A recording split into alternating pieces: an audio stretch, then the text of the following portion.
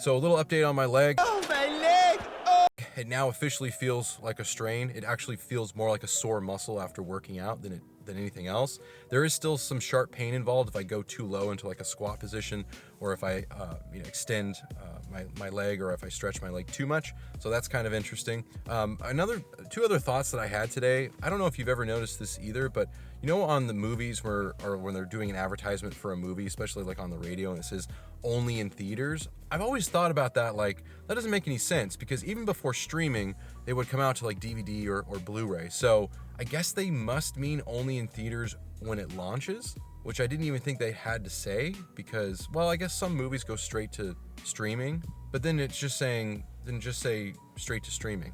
Anyway, the other thing that I've been experiencing recently is just how transformative music is. It doesn't matter what kind of music it is. It could be anything, honestly. It's whatever gets you going. But I've been listening to music a lot more on my commutes to work, and it puts me in a way better mood than if I hadn't listened to the music at all. So I find that really interesting, because I always sort of felt that when I was younger and I would listen to music, but I didn't really experience it like I am now. There's a lot of things that I'm revisiting that I did when I was a teenager and like a young, in my 20s adult, that I'm doing today, that I'm realizing were such an important part of the foundational experience of my own interests, that you kind of lose when you become a parent, or you kind of lose as you become more responsible, and more of your time is filled with responsibilities instead of luxuries or hobbies or things that are fun. And I had the privilege of being able to explore a lot of my hobbies when I was younger. So in terms of parenting, the thing that I wanted to mention today that I thought was kind of interesting, I observed this over the weekend, is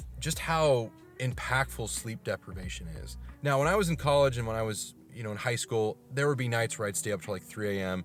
and hang out with my friends and do silly stuff, and that happened maybe once a month. But when you are forced to stay up either to feed a baby or to take care of a child, or they're having difficulty sleeping, so it's more consistent, sleep deprivation oftentimes almost feels like you're living in a dream. You don't feel like you're completely tuned into the way that you normally experience reality. And the two biggest downsides to that is, one, I think it actually makes you more impulsive, and it makes it harder to control your impulsive thoughts and feelings and actions. So that's one of the hardest things, I think, because normally you wouldn't say something that irritates you that's offensive, but you might not have a filter or have any energy to have a filter because your brain's so deprived of sleep that you might actually say it.